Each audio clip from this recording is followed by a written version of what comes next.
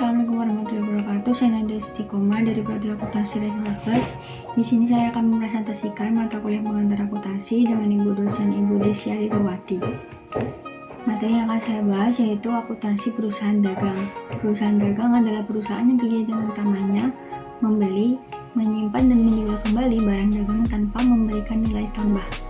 Nilai tambah di sini maksudnya mengolah kembali atau mengubah bentuk sifat barang sehingga mempunyai nilai jual yang lebih tinggi.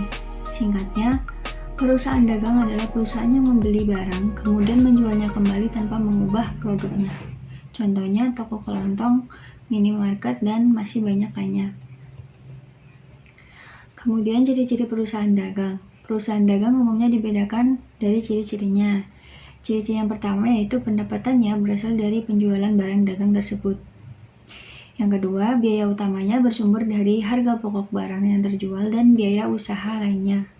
Yang ketiga, dalam pencatatan akuntansi terdapat akun persediaan barang dagang. Perusahaan dagang berperan sebagai perantara antara produsen dan konsumen. Antara barang yang dibeli sampai dijual tidak dibentuk dan dirubah sedemikian rupa. Untuk tujuan perusahaan dagang adalah memperoleh laba dengan cara menjual barang dagang dengan harga yang lebih tinggi dibandingkan dengan harga belinya.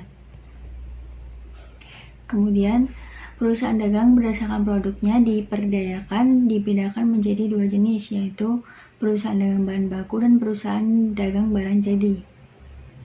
Untuk perusahaan dagang yang memperjualbelikan produk bahan baku sebagai bahan dasar dalam pembuatan produk atau alat produksi untuk menghasilkan sebuah produk, seperti kayu, mesin gergaji, dan bahan baku lainnya. Sedangkan perusahaan dagang barang jadi, ini merupakan perusahaan yang menjual sebuah produk jadi dalam bentuk akhir yang siap digunakan manusia seperti buku, televisi, sepatu, dan lain sebagainya. Kemudian untuk siklus akuntansi perusahaan dagang. Siklus akuntansi perusahaan dagang adalah sebuah proses yang harus dilalui untuk membuat laporan keuangan. Secara umum, perhitungan ini akan diawali dengan mengumpulkan data transaksi hingga pembuatan laporan keuangan perusahaan untuk bisa melanjutkan ke penutupan saldo. Adapun siklus akuntansi yaitu bukti transaksi, kemudian kita membuat jurnal, lalu posting ke buku besar, kemudian membuat neraca saldo, lalu membuat jurnal penyesuaian dan membuat laporan keuangan, dan yang terakhir ada jurnal penutup. Untuk identifikasi transaksi jurnal umum, terdapat dua cara membuatnya, yaitu metode periodik atau fisik dan perpetual atau terus-menerus. Dalam periode fisik maupun periodik, akun pembelian ini bisa dicatat di debit untuk transaksi pembelian barang dagangan, sedangkan akun penjualan bisa dicatat di kredit untuk transaksi penjualan barang dagangan. Pencatatan transaksi dengan metode ini mengakibatkan persediaan barang tidak bisa diketahui setiap saat, karena pencatatan dilakukan secara periodik atau berkala pada akhir periode. Untuk metode perpetual atau terus-menerus biasanya digunakan pada perusahaan yang menjual barang dagangan dengan harga yang relatif mahal, tetapi jarang terjadi. Pada metode perpetual atau terus-menerus ini, transaksi pembelian barang dagangan dapat dicatat dengan mendebit akun persediaan barang dagang sebesar harga beli atau harga perolehan.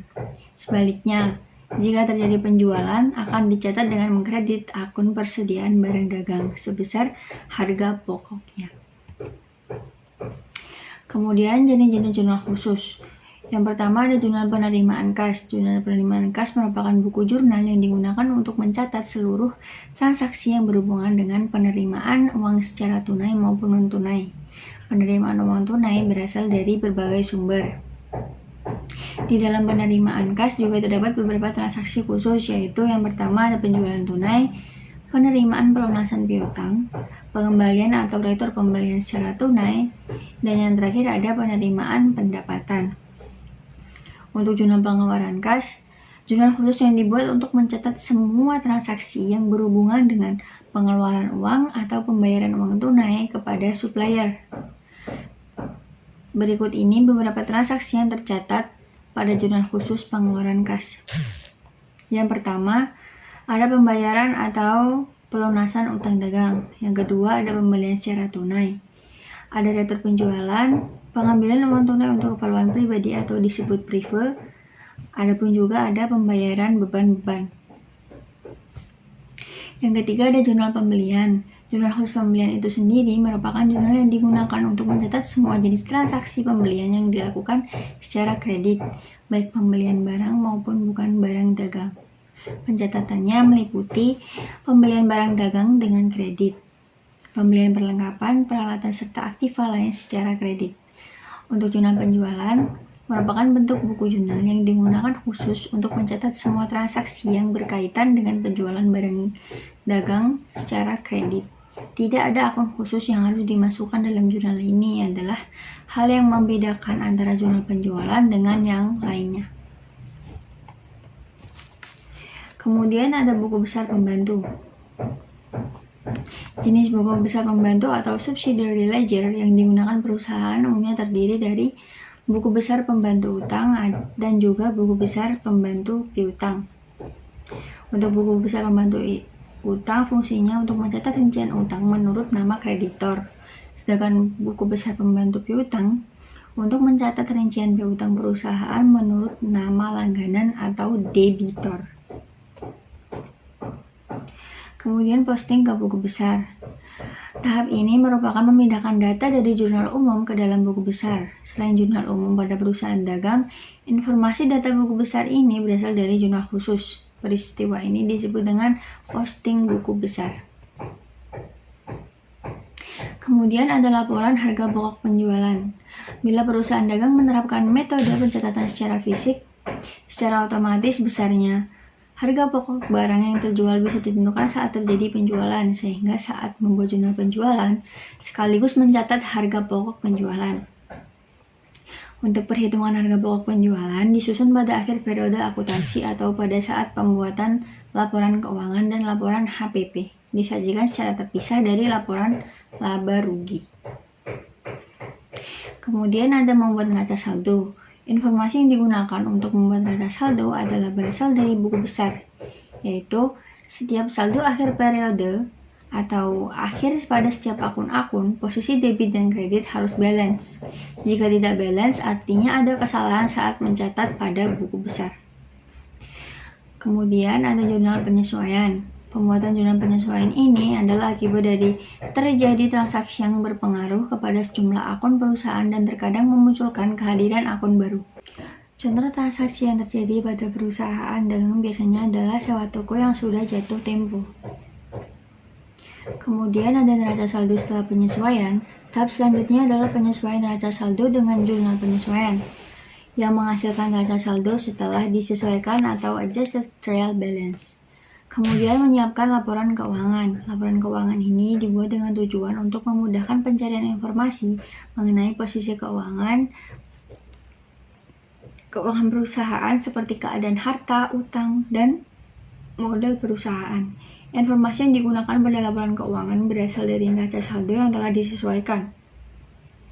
Informasi tersebut bisa didapatkan pada laporan keuangan, yaitu laporan laba rugi, laporan perubahan modal, dan neraca.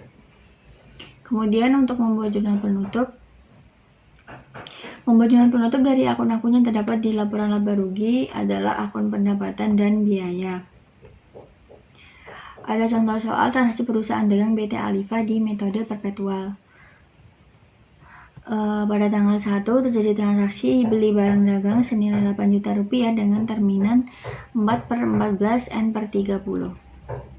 Penyelesaiannya yaitu kita mendebit akun persediaan barang dagang sebesar 8 juta dan mengkredit utang dagang sebesar 8 juta.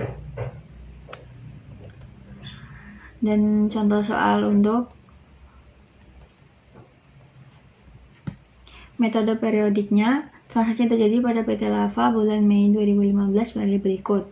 Pada tanggal 1 Mei dibeli barang dagang dari PT Sukses secara kredit sebesar 25 juta rupiah dengan syarat 2/10 N/30 dan beban angkut sebesar 300.000 rupiah dibayar tunai. Penyelesaiannya yaitu pembelian di debit sebesar 25 juta rupiah, utang dagang di debit sebesar 25 juta rupiah, beban angkut penjualannya 300.000 rupiah di debit serta kasnya 300.000 rupiah di kredit. Demikian presentasi dari saya. Jika ada kesalahan kata saya mohon maaf, dan terima kasih buat Ibu dosen, Ibu Desi. Wassalamualaikum warahmatullahi wabarakatuh.